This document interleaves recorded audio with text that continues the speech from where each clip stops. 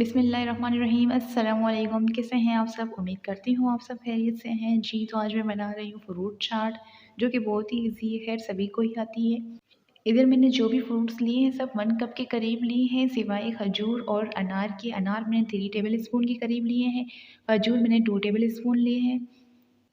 Papaya मैंने लिए 1 cup, 1 cup मैंने बनाना लिए, 1 कप मैंने ककड़ी ऐड की है, 1 कप मैंने चीकू ऐड किए हैं, 1 कप मैंने इसमें स्ट्रॉबेरी ऐड की है, 1 कप एप्पल ऐड किए हैं।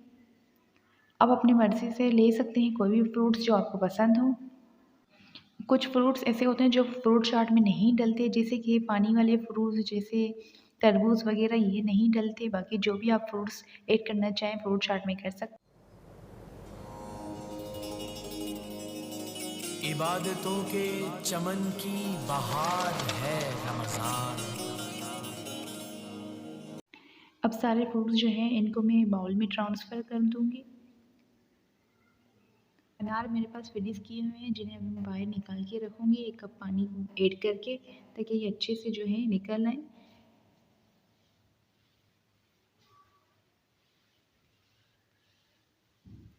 देखिए जी, तो ये वही क्यूब्स हैं जो मैंने आप लोगों को दिखाए भी थे अनार के।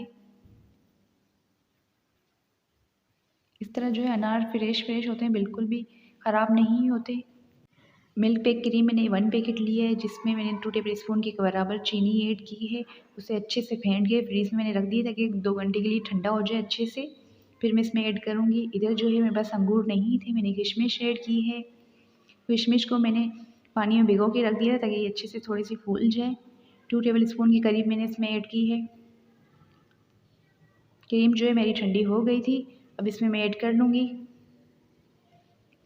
क्रीम को ऐड करने के बाद अच्छे से सारे फ्रूट्स जो हैं इनमें मिक्स करेंगे, क्रीम के साथ मिला लेंगे अच्छे से।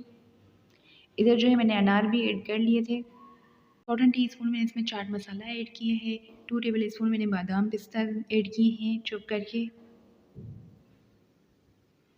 जी, तो आप देख सकते हैं फाइनल लुक फ्रूट चाट की। मिलती हूँ नेक्स्ट रेसिपी के साथ, अपना ख्याल रखें। अल्लाह हाफ़िज़।